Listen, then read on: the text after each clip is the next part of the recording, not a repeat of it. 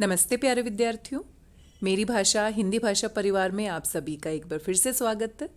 आज हम अभ्यास करने वाले हैं सामान्य हिंदी व्याकरण के कुछ प्रश्नों का।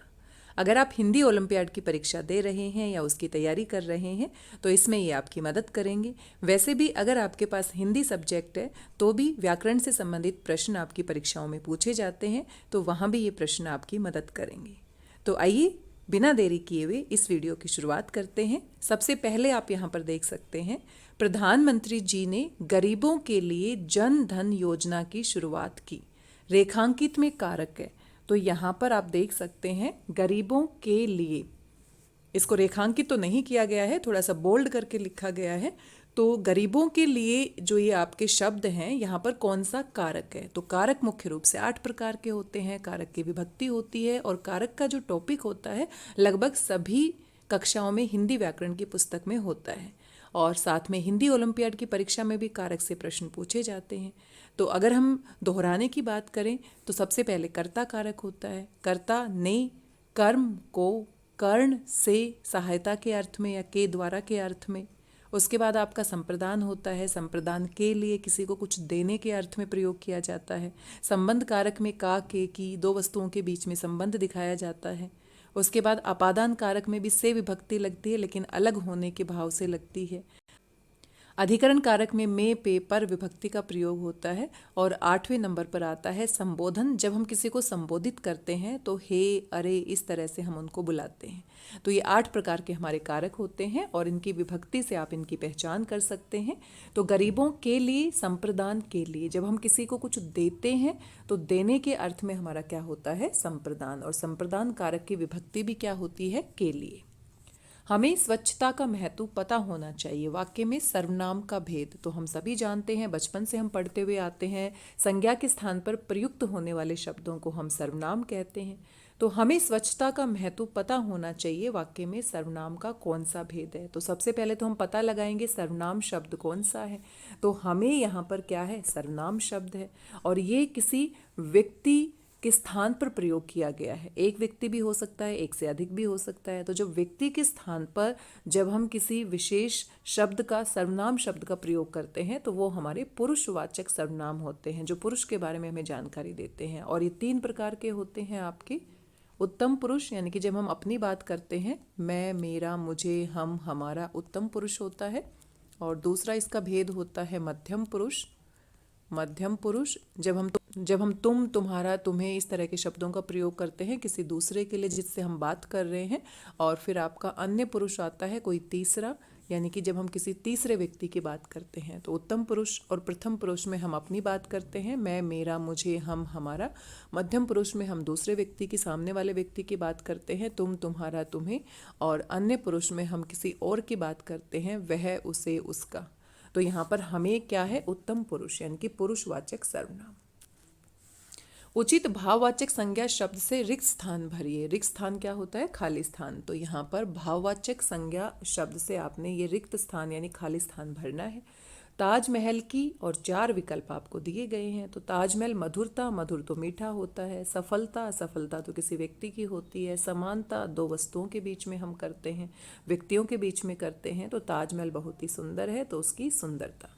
निम्नलिखित में इया प्रत्यय नहीं है। तो प्रत्यय क्या होते हैं? जो मूल शब्द के पीछे लगते हैं। और उपसर्ग क्या होते हैं? जो मूल शब्द के आगे लगते हैं। तो डिबिया, डिब्बा जमा इया। खटिया, खाट जमा इया।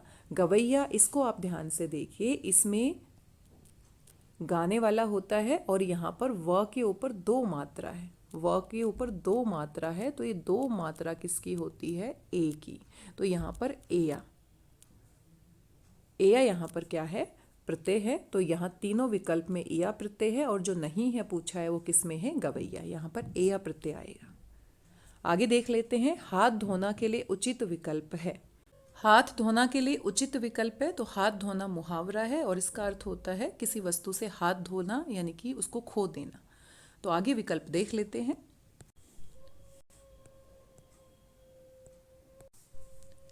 यहाँ पर आप देख सकते हो चौथा विकल्प सही होगा। खो देना, हाथ धोना किसी वस्तु से यानी उसे खो देना।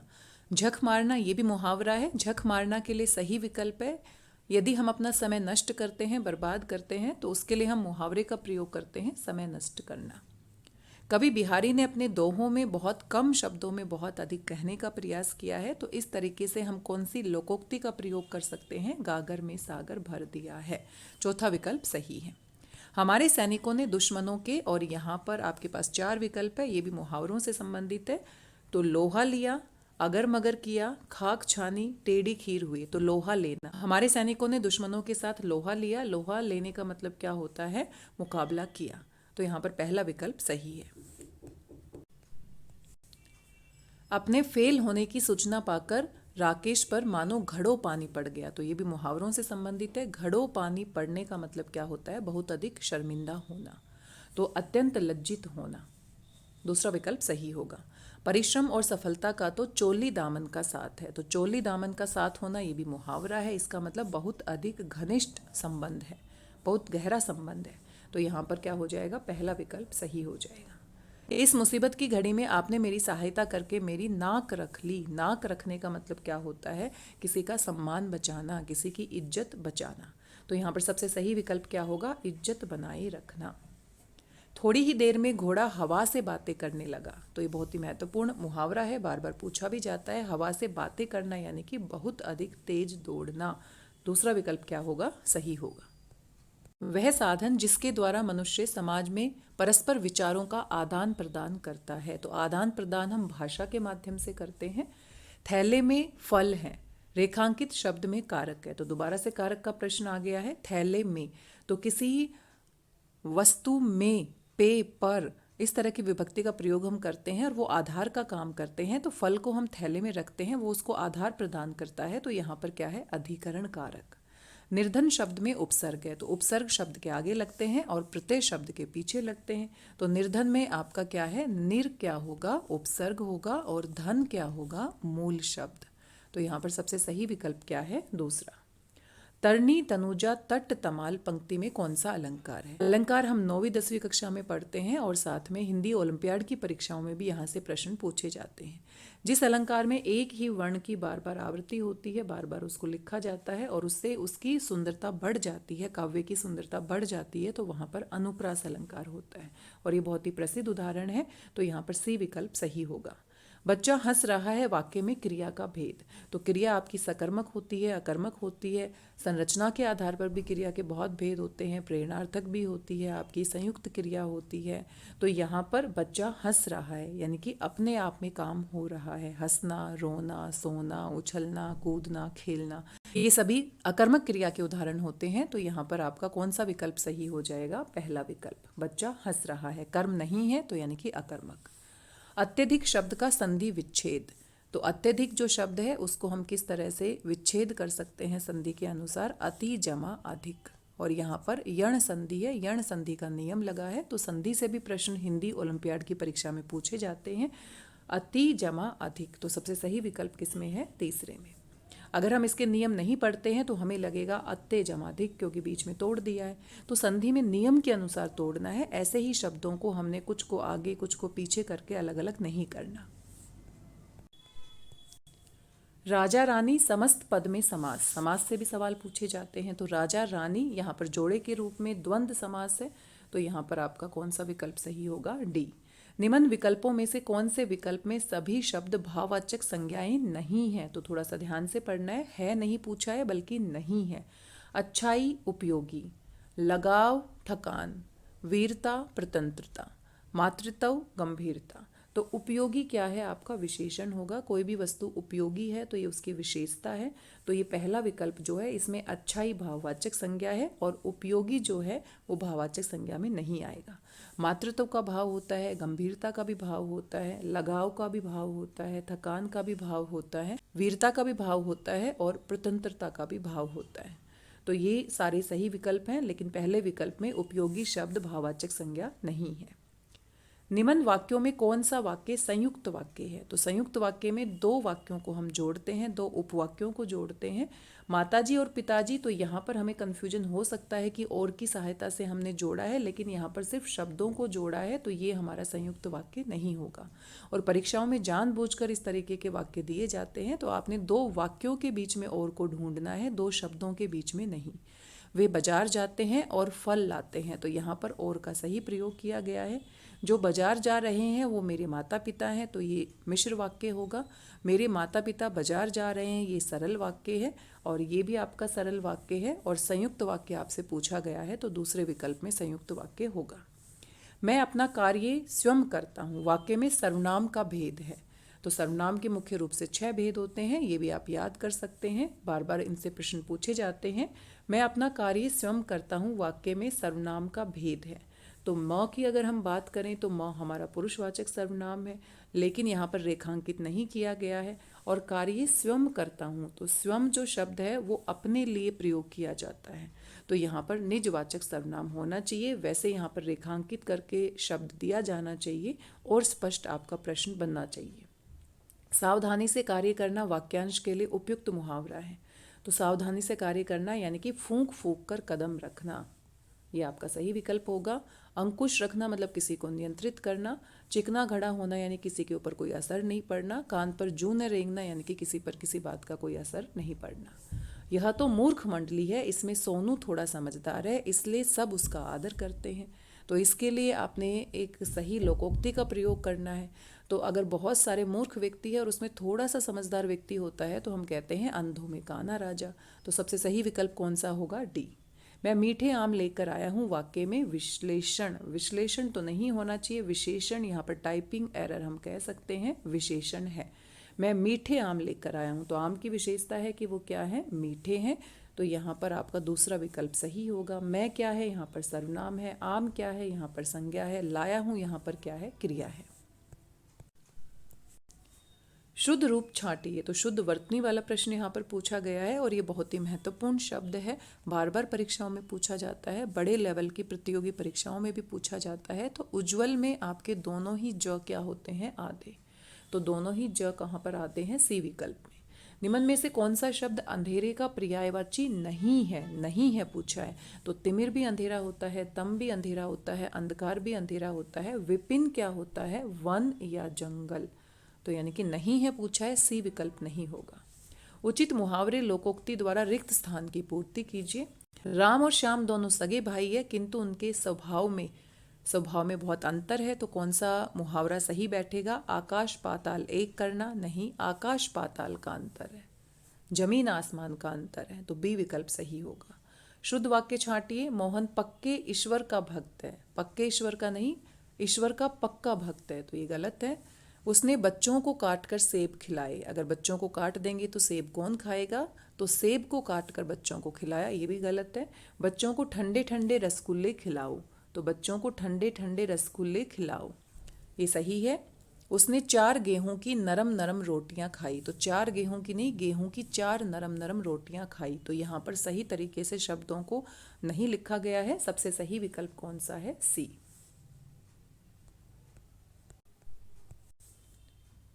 यहाँ पर आप देख सकते हैं 2 खाली स्थान दिए गए हैं, और ये एक नारा है, तुम मुझे खून दो मैं तुम्हें आज़ादी दूंगा। तो तुम मुझे खून दो मैं तुम्हें आज़ादी दूंगा सुभाष चंद्र बोस जी के द्वारा ये नारा दिया गया था, तो यहाँ पर तीसरा विकल्प सही है। यहाँ पर क्रिया के 2 भेद पूछे गए हैं, तो एक अकर्मक क्रिया होती है जिसमें कर्म नहीं होता, और दूसरी सकर्मक क्रिया होती है। बड़ा आसान सा प्रश्न है। यदि स्वरों की संख्या 11 है तो व्यंजन की संख्या हमारी 33 होती है। यदि स्वरों की संख्या 11 है तो व्यंजन हमारे 33 होते हैं, तीसरा विकल्प सही होगा। उसने कुएं, और यहाँ पर खाली स्थान दिए गए हैं, कारक के चिन्ह आपने लगाने हैं। उसने कुएं पर रखी बाल्टी से पानी निकाला, तो पर और से यहाँ पर क्या है? पहला विकल्प सही होगा। गीता ने पत्र लिखा, तो यहाँ पर कारक फिर से पूछ लिया गया है, गीता काम को करने वाली है, ने विभक्ति आपकी कर्ता कारक की है, तो यानी कि घ विकल्प सही है। बूझो तो जाने, संज्ञा की जगह आता हूँ, बतलाओ क्या कहलाता हूँ? बिल्कुल सर्वनाम कहलाता हूँ। संज्ञा के स्थान पर जो आते हैं उन्हें हम सर्वनाम शब्द कहते हैं। नाम बताती सब समझाती, व्यक्ति जाति और भाव बताती। तो व्यक्ति जाति और भाव के बारे में हमारी संज्ञा बात करती है। तो यहाँ पर क्या है, तीसरा विकल्प सही। मैं हूँ ऐसा ज्ञानी, सबकी विशेषता मुझे बतानी। तो पहेली के रूप में बड़े मज़ेदार तरीके से यहाँ पर सवाल पूछे गए हैं। तो मैं हूँ ऐसा ज्ञानी, सबकी विशेषता मुझे बतानी। तो विशेषण सबकी विशेषता बताता है। वह छोटी से छोटी ध्वनि जिसके टुकड़े न हो सके, उसको हम क्या कहते हैं? उसको हम वर्ण कहते हैं, जिसके हम और टुकड़े नहीं कर सकते हैं। वर्णमाला में वर्ण होते हैं। मैंने सफ़ेद सूट पहना है, रेखांकित पद में विशेषण। तो सूट कैसा है? सफ़ेद है, उसका गुण बताया गया है, तो ये गुणवाचक आपका विशेषण हो जाएगा। और यहाँ पर एक मज़ेदार सा काव्यांश दिया गया है, कुछ कविता की पंक्तियाँ हैं, चलिए इनको भी पढ़ लेते हैं। धमा चौकड़ी बंद करो अब, निकट परीक्षाएं आई, फेंको बैट बॉल अब, राहुल कहकर मम्मी चिल्लाई। नियमित पढ़कर करो तैयारी, जिससे मिले अंक अच्छे, प्रतिदिन अध्ययन करने से ही सदा प्रथम आते बच्चे। मेहनत के बल पर ही सबने सदा सफलताएं पाई, धमा चौकड़ी बंद करो अब, निकट परीक्षाएं आई। बिल्कुल, और आपकी परीक्षाएं भी निकट ही हैं, तो आप भी ज़्यादा धमा चौकड़ी नहीं करें, अपनी परीक्षाओं की तैयारी करें। आपकी परीक्षाओं के लिए बहुत बहुत शुभकामनाएं। तो देखते हैं 16 से लेकर 20 तक जो प्रश्न है यहाँ से पूछे गए हैं। मम्मी बच्चों को चमा चौकड़ी बंद करने के लिए क्यों कह रही है? तो चमा चौकड़ी तो नहीं था, धमा चौकड़ी था। टाइपिंग एरर कह सकते हैं, क्योंकि परीक्षाएं बिल्कुल पास हैं। तो दूसरा विकल्प सही है। प्रतिदिन शब्द का संधि विच्छेद तो बहुत ही आसान है, प्रति और दिन। तो यानी कि सही विकल्प कौन सा होगा? प्रति और दिन। निकट का विलोम शब्द है, तो निकट पास होता है और उसका विलोम यानी विपरीत यानी कि दूर होगा। तो ये यहाँ पर गलत टिक किया हुआ है, दूसरा विकल्प सही होगा। परीक्षा में प्रथम आने के लिए माँ रोहित को क्या कहती है? तो परीक्षा में प्रथम आने के लिए माँ रोहित को प्रतिदिन अध्ययन करने के लिए यानी पढ़ाई करने के लिए कहती है। काव्यांश का सही शीर्षक क्या होगा? हम कह सकते हैं परीक्षाएं। परीक्षाएं आई हैं, तो उसके लिए यहाँ पर बातें बताई गई हैं।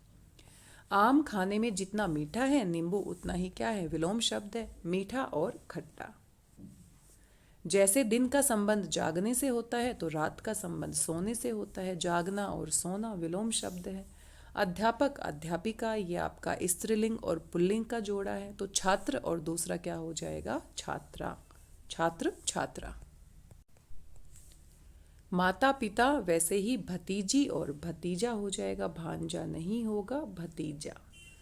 वर्षा ऋतु में तालाब में पानी भर गया, रेखांकित शब्द का शुद्ध रूप चुनिए। तो तालाब, वर्षा ऋतु में तालाब में पानी भर गया, तालाब नहीं होता, तालाब होता है, तालाब। तो सही कहाँ पर लिखा है? ये देखो, तबला बिल्कुल गलत है। तो तालाब यानी कि घ विकल्प में सही है। घबराहट में प्रयुक्त प्रत्यय है, तो घबराहट में देखो जरा, पीछे जो है आहट, तो यहाँ पर क्या है? प्रत्यय पूछा गया है, तो आहट। तो यहाँ पर जो टिक लगाए हुए हैं उनके साथ आप ना जाएं। इया प्रत्यय से बनने वाला शब्द है, तो इया प्रत्यय में आप ध्यान से देखिए, रसोई और इया, रसोईया बिल्कुल सही है। भारत और इये, भारतीय। शासकीय में ये आएगा और मानकीय में भी इये प्रत्यय, और बड़ी की मात्रा है तो बड़ी ई और या। अन उपसर्ग से बने शब्द को चुनिए। तो ध्यान से आप देखिए, अनुभव में अनु उपसर्ग है, अकाल में अ उपसर्ग है, अनुभवी में भी अनु उपसर्ग है, और अनमोल में अन उपसर्ग है, और यही पूछा गया है। दिए गए सही शब्द द्वारा वाक्य पूरा कीजिए। आज मेरे मामा जी के घर, और घर के लिए क्या प्रयोग कर सकते हैं हम? गृह। तो सही कहाँ पर लिखा गया है? गृह प्रवेश का उत्सव है। चा, चंद्रमा, चांदनी, शशि। तो यहाँ पर ओड वन आउट, बेमेल शब्द को छांटना है। तो चंद्रमा, चांदनी, शशि और चा मुझे लगता है टाइपिंग एरर है, चा की जगह चांद होना चाहिए। तो बहुत सारी लिखने में, टाइप करने में गलतियाँ हो जाती हैं। तो चांद, चंद्रमा, शशि ये पर्यायवाची शब्द है, और चांदनी अलग होती है। तो चांदनी यहाँ पर क्या आएगा? सही आएगा। तो यहाँ पर भी आप देखो, चांद लिखा गया है, तो ये भी टाइपिंग एरर है, चा नहीं है बल्कि चांद लिखा होना चाहिए। मानव, मनुष्य, औरत, आदमी। तो यहाँ पर भी बेमेल शब्द यानी कि ओड वन आउट, तो ये सभी पर्यायवाची हैं मनुष्य के, और औरत यहाँ पर ओड वन आउट है, तो यानी कि पहला विकल्प सही है। मैं अभी नहीं जा सकता, मुझे नींद आ रही है। तो सही वाक्य आपको बनाना है, मैं अभी नहीं जा सकता क्योंकि मुझे नींद आ रही है। तो यानी कि ख विकल्प सही है। यहाँ पर आपको ओड वन आउट यहाँ पर ढूंढना है। तो पूर्णिमा, एकादशी, पंचमी, अमावस्या। तो अमावस्या में बिल्कुल अंधेरा होता है, बाकी सब में चंद्रमा थोड़ा थोड़ा दिखाई देता है। तो ओड वन आउट क्या है आपका? ख। रोशनी, अंधेरा, अंधेरी रात, अंधेरी। तो ओड वन आउट रोशनी हो जाएगा। उपहार, वस्त्र, मिठाई, फूल। उपहार, वस्त्र, फूल, मिठाई। तो यहाँ पर मिठाई खाने की वस्तु है, बाकी सभी वैसे हैं। तो यहाँ पर ओड वन आउट घ हो जाएगा। आगे एक वर्ग पहेली दी गई है, देखते हैं। एक सीढ़ी बनाई हुई है, चढ़ने की वस्तु और बैठने की वस्तु। देखते हैं। चढ़ने की वस्तु तो सीढ़ी होती है, यहाँ पर हिंट भी दिया गया है सीढ़ी। और बैठने की वस्तु क्या होगी? बैठने की वस्तु पीढ़ा होता है वैसे गांव में, तो यहाँ ढी है तो पीढ़ी हो जाएगी। और यहाँ पर प्रश्न के रूप में भी दिया गया है, यहाँ पर आप देख सकते हैं। चढ़ने की वस्तु सीढ़ी और बैठने की वस्तु पीढ़ा होता है वैसे तो, लेकिन यहाँ पर ई की मात्रा राइमिंग है तो पीढ़ी ग। आगे वर्ग पहेली के रूप में ही है, बल से भरा। बल से भरा बलवान होना चाहिए और बल से खाली निर्बल होना चाहिए। तो देखते हैं यहाँ पर क्या है। बल से भरा बलवान, ब ल वा न। बल से खाली यानी कि बलहीन, बलहीन। तो यहाँ पर तो 3 ही कॉलम बने हुए हैं, तो फिर से टाइपिंग एरर हम कह सकते हैं, क्योंकि यहाँ पर ऑप्शन में 3 आपके होने चाहिए, क्योंकि ऑप्शन में यहाँ पर 4 वर्ण हैं। तो ब ल और हीन, ही न ऐसे होना चाहिए। अगर इसको हम देखें तो बलहीन। खोदा और यहाँ पर मुहावरा चित्र के रूप में दिया गया है, तो ये पहाड़ आप कह सकते हो। और निकली चुईया, तो खोदा पहाड़, निकली चुईया।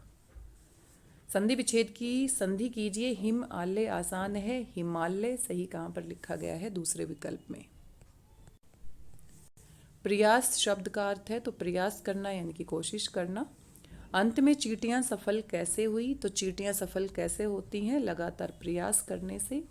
रोहन ने अपने मन में क्या सोचा? तो ये गद्यांश दिया गया था, मैंने उसे स्किप कर दिया है। वैसे भी आप इसमें बेस्ट वन देख सकते हैं, बार बार प्रयास करने से अच्छे अंक आ सकते हैं। तो ये सबसे सही विकल्प है। दिए गए विकल्पों की संख्या में संधि विच्छेद पूरा कीजिए। तो नर और ईश, नरेश। तो नर आपके पास यहाँ पर सही विकल्प है। राहुल के मन में बहुत दया है, इसलिए वह क्या है? दया दिखाने वाला, दयालु। 4 राहों के समूह को चौराहा कहते हैं। अंधे की, और यहाँ पर चित्र दिया गया है, तो अंधे की लकड़ी होता है, मुहावरा है। खालिस्तान दिया गया है, तले उंगली दबाना, चित्र भी आप देख सकते हैं, और मुहावरा है। दांतों तले उंगली दबाना यानी बहुत हैरान हो जाना, आश्चर्यचकित हो जाना। जिसकी लाठी उसकी भैंस, बड़ा ही आसान है। तो जिसकी लाठी यहाँ पर चित्र दिया गया है, और उसकी भैंस यानी कि घ विकल्प। दिए गए विकल्पों में से बहुवचन चुनिए। तो तितली का तितलियां होता है, कहाँ पर सही लिखा हुआ है? यहाँ पर तितलियां। दिए गए विकल्पों में से दुकान का बहुवचन, दुकान, दुकानें। तो यहाँ पर सही लिखा गया है।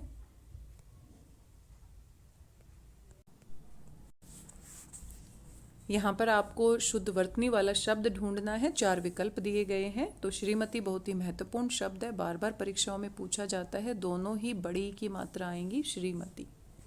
आगे पूछा गया है, तो यहाँ पर महोदय नहीं होता, महोदय होता है। महोदय सही लिखा गया है, और महोदया। तो महोदय भी सही है और महोदया भी सही है। महोदया नहीं होता और महोदय नहीं होता। यहाँ पर 2 विकल्प शुद्ध वर्तनी वाले दिए गए हैं, तो टाइपिंग एरर इसमें हम कह सकते हैं। निवेदन, और निवेदन का सही विकल्प क्या है? ऐसे लिखा जाएगा, छोटी की मात्रा के साथ। उपस्थित, ये भी बार बार परीक्षाओं में पूछा जाता है, ख विकल्प में सही लिखा गया है। आज्ञाकारिणी, तो ये भी बहुत महत्वपूर्ण शब्द है, और सही कहाँ पर लिखा गया है? आज्ञाकारिणी, र पे छोटी की मात्रा, न पे बड़ी की मात्रा। तो आज के लिए बस इतना ही। ये कुछ सामान्य हिंदी व्याकरण से संबंधित प्रश्न थे, बहुत सारे टॉपिक इनके अंदर थे। तो आशा करती हूँ आपको वीडियो पसंद आया होगा, और हिंदी ओलंपियाड की परीक्षा में ये अवश्य आपकी मदद करेंगे। और वैसे भी मान लीजिए अगर आप छोटी कक्षा से, मान लीजिए आप तीसरी कक्षा से हिंदी ओलंपियाड की परीक्षा दे रहे हैं तो तीसरी में आपको अंदाज़ा लग जाता है कैसा पेपर आता है। चौथी कक्षा में भी सामान्य हिंदी व्याकरण के जो प्रश्न होते हैं लगभग वैसे ही होते हैं, टॉपिक भी लगभग एक जैसे होते हैं। और धीरे धीरे बड़ी कक्षा में आप जाते हैं तो कुछ टॉपिक नए जुड़ते हुए चले जाते हैं। तो मान लीजिए तीसरी क्लास में आपने हिंदी ओलंपियाड की परीक्षा दी है, फिर चौथी में आप दे रहे हैं, पाँचवीं में, छठी में, सातवीं में, आठवीं में, नौवीं में, 10वीं में। तो अगर थोड़ी सी आप तैयारी करेंगे तो हर एक परीक्षा में आप गोल्ड मेडल ला सकते हैं, अच्छा स्कोर कर सकते हैं। तो इसलिए आपकी परीक्षाओं के लिए बहुत बहुत शुभकामनाएं। मेरी भाषा हिंदी भाषा चैनल पर प्लेलिस्ट बनाई गई है जिसमें हर एक कक्षा से संबंधित अलग से प्लेलिस्ट है, जिसमें बहुत सारे प्रैक्टिस क्वेश्चन डाले हुए हैं, प्रीवियस ईयर पेपर भी डाले हुए हैं। आप उनको देख सकते हैं, वहाँ से प्रैक्टिस कर सकते हैं। और आपको अपनी हिंदी व्याकरण की बुक तो ज़रूर पढ़नी है। हिंदी व्याकरण की बुक में सारे टॉपिक होते हैं, बेसिक जानकारी होती है। एक बार अच्छे से आप उनको पढ़ लोगे तो आपको कॉन्फिडेंस भी आएगा, आपके हिंदी सब्जेक्ट में भी आप अच्छा स्कोर करोगे और ओलंपियाड की परीक्षा में भी आप अच्छा करोगे। साथ में अगर आपके पास हिंदी ओलंपियाड का कोई प्रश्न पत्र है, आपने परीक्षा दी है, तो आप मेरी मेल आईडी पर शेयर कर सकते हो। मेरी मेल आईडी है rekha.yadav2009@gmail.com। आज के लिए बस इतना ही। मिलते हैं अगले वीडियो में कुछ और महत्वपूर्ण जानकारी के साथ। तब तक स्वस्थ रहिए, व्यस्त रहिए, मस्त रहिए और खुश होकर प्रैक्टिस करते रहिए। धन्यवाद, बहुत बहुत धन्यवाद।